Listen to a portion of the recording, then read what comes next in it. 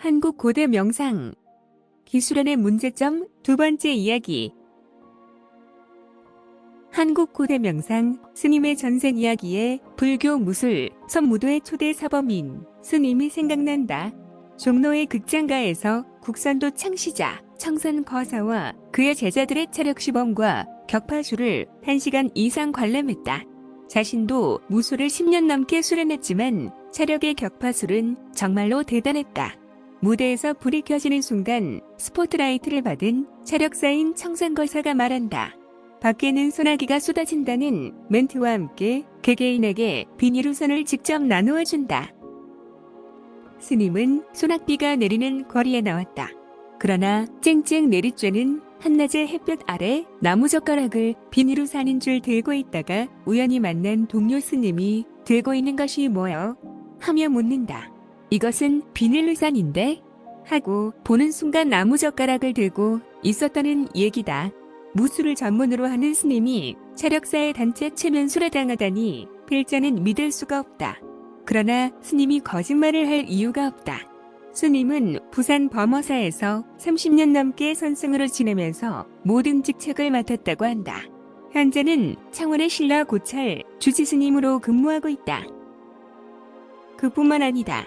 20년 전 월간 신동아에서 취재한 장풍 이야기가 점입 가경이다. 한강 이쪽에서 건너편으로 솜바람, 장풍을 보낸다. 일본 후지깜짝 TV에서 같이 취재를 하고 있다. 한강 이쪽에서 무전기로 장풍을 쏘았다는 신호에 건너편에서 장풍을 받는 역할을 담당한 일본 TV의 PD와 기자가 감동과 감격의 눈물을 흘린다. 그러한 장풍에 관련된 기사가 월간지 신동아의 10페이지 분량으로 기록을 남기고 있다.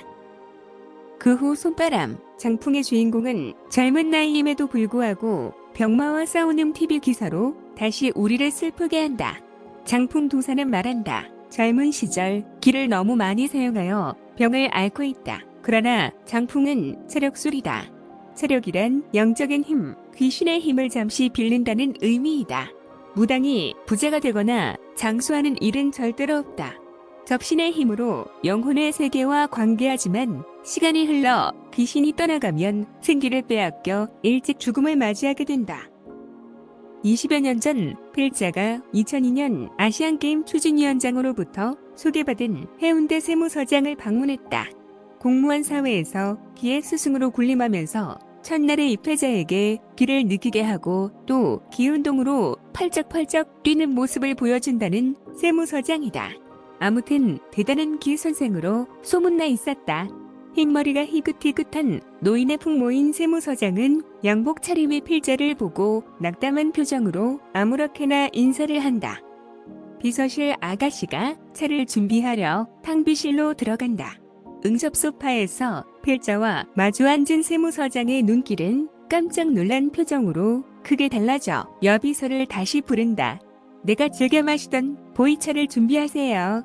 하며 거만한 자세를 바로 하면서 내가 만난 선생님 중에 제일로 기운이 강하고 맑은 분이세요 하고 미처 몰라보았음을 사과한다.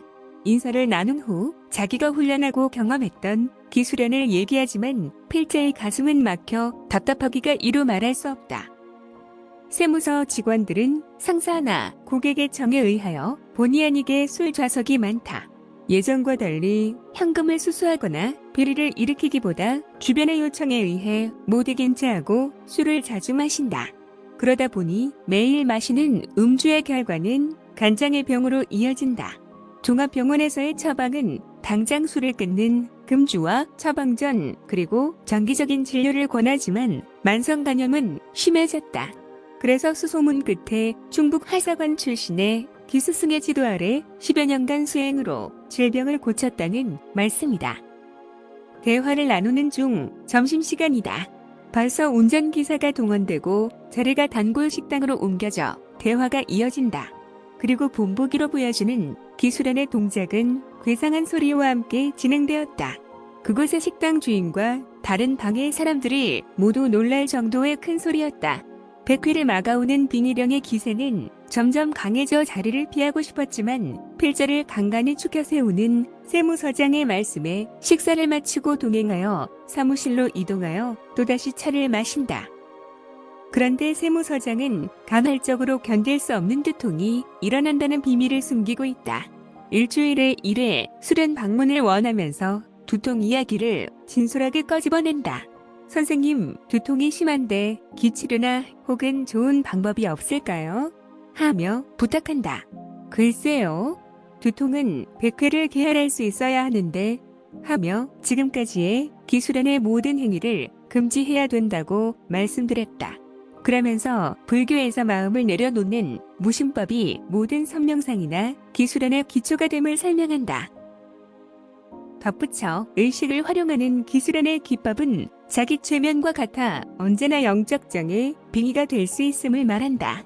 두통으로 고생하는 스님들의 상기병은 일상의 삶을 영위하기가 힘들다. 상기병은 가나선의 화두, 애끝없는 의증이 두뇌의 과부하 현상으로 이어져 출몰하는 빙의령 때문이다. 빙의령이란 눈에 보이지 않는 귀신의 집단이다. 우리가 만드는 생각이 염력의 파장으로 바뀌면서 눈에 보이지 않는 영혼의 파장과 같은 공간에서 만나 영적 장애로 둔갑되는 것이다. 세무서장의 두통은 종합병원의 검사 결과 뇌전증으로 판명되었다. 서울대병원에서 1차 수술을 받고 회복 중이라는 연락을 받았다. 그런데 2차 수술을 받는다는 연락과 함께 부흥 소식이 전해진다. 잘못된 기술안으로 세상을 하직한 세무서장에게 조의를 표한다.